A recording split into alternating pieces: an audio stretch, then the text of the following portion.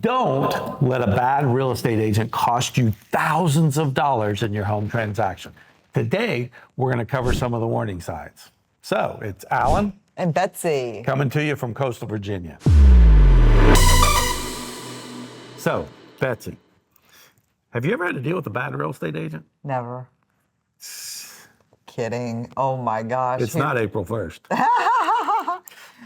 No. So we've got some red flags for you guys to look for so that you don't get a bad agent. I mean, first of all, just call me and you won't ever get a bad agent. That would be an easy. So we could just quit right now. Easy button. Press the easy button.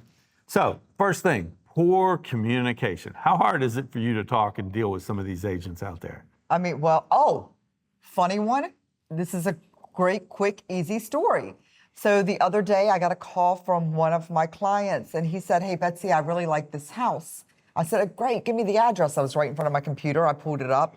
And he said, "I just have a couple of questions about it." And I said, "Okay, great." And I said, "Well, let me call the agent." And I said, "Oh, sorry. It says don't call or text agent for any questions at all." In the MLS. How are you supposed to find out any information on it? What a terrible job. So the house had been on the market, I think it was like 67 days. I was like, So the house isn't selling, and this is why. How are you supposed to find out anything at all about the property? So he said, forget it. I don't even want to see it. I will guarantee that's what most people are saying about this house. Right. So, here's the thing is we know agents have to start in the business sometime, and sometimes that means they're got to transition from their existing job in. If that's the case and you're working at a full-time job and you want to get into real estate and the goal is to transition, not to keep doing real estate part-time as a supplement, but to really transition, we've got that. But if you're going to do that as an agent, they need to have a system where they can still communicate. The problem is sometimes we get a lot of military people who want to transition. They're going to get out of the military. Well, during the day, they may work in a SCIF or they may work in another secure area that they can't talk on their phone. And so guess what? There is no communication with them during that time. Or some agents, I have seen agents before go on vacation, just up and go, have active listings or after transactions, and don't really have a plan for how their business gets taken care of. Now, Betsy and I, we travel a lot. Did you know I looked at the numbers last year and we actually sell more houses when we're traveling than we do when we're here because, A, we have phenomenal technology that allows us to still deal with everything and negotiate deals. We also have a phenomenal team that is in back here, can show houses, can write contracts, can make things happen when we're not here.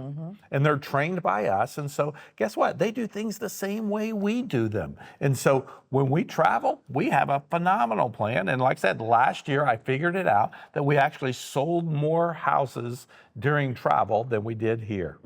So, I mean, another really quick story, because I always love these, and I think that it's very, very important. I had one of my really, really good friends call me, and he said, "Hey, my mom's having problems selling her house, and this deal is absolutely insane. I won't even go into it." And he said, "I'm going to need your help." And he goes, "I tried to get her to use you from the beginning, but she wouldn't." Crazy story, won't even, but. Meanwhile, I got the house under contract immediately when I took it over. I actually sold it myself. But the agent that had it under contract prior to, she was the buyer agent, she called me and she said, "Betsy, you won't even believe it. The listing agent that had it before you, when we were trying to get things done, she apparently went on a trip. And I think it was like a 3-week trip. And during it, we were just trying to negotiate the home inspection. And she said, "I am away and I'm not going to deal with any of this while I'm gone." It was a simple thing, the simplest thing ever. And she would not deal with it. So the whole entire deal fell apart. They took another contract that was a fake contract, by the way, over her contract that was a phenomenal contract. I know. So the seller got totally screwed over by this. It's insane. It's crazy.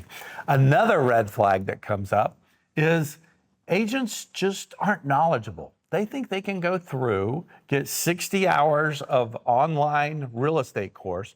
By the way, my barber has to have 900 hours of training before they can get licensed by the same organization that licensed real In-person estate training. agents. And so, but they get 60 hours and they think that's all they ever have to have. That's the only knowledge But you don't learn they ever anything. have to do. They don't know market statistics. They don't know area specific things. They don't know rules and regulations on zoning. They don't know any of this. Betsy and I, who are really pretty experienced, she's probably the highest performing agent in the market today. I've been doing this 36 years.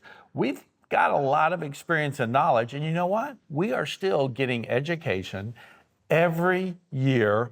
We go to many conferences that we can bring back information that helps us do what we do and helps our clients get the best deals, get the most for their house, constantly staying knowledgeable. But there are agents out there. If there's an agent out there and you ask them simple questions about the market and they can't just pop it off, guess what? Red flag going up there. Absolutely run. So, before we go into the next one, I need to make sure that you like us, Love us. and follow us below, because we want to keep bringing you information like this. Now, this one, I got to Crazy, tell you, sometimes consumers hire agents purely on what the agent tells them, either A, they can get for their house, or what the agent is charging them. Now, your house is the largest financial investment most individuals will ever have in their life. The potential to bring them the most investment dollars return in their life, and they're going to go to the lowest bidder. Now, here's the problem. If you had a really critical medical issue, are you going to go to the lowest bidder? Or if you have a really critical legal issue, are you going to go to the lowest bidder? Here's the problem. The lowest bidder, the lowest commission is absolutely the lowest level of service. 100%. Also. They're Every not single going to take time. the highest quality photos, the highest video. They're not going to put you out there at the best place. They're not going to do the highest marketing. They do not care. They're doing nothing. If they are looking at the lowest commission, lots of them are just trying to get an extra dollar or two in their pocket from their regular job. Lots of them are doing it because they have to have a certain number of transactions and it all becomes transactional. You're just a number. A lot of them do it because they don't have any expenses, meaning they don't have our $180,000 a year marketing budget. They don't spend the money on transactions.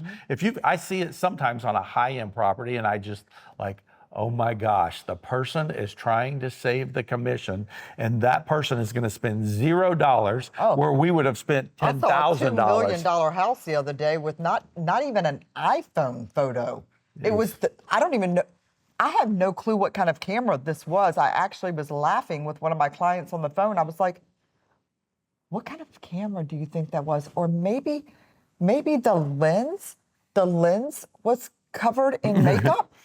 He was like, Betsy, there's no way that was an iPhone camera. And I was like, because it was like wonky and then 8-year-old iPhone you can't camera. see.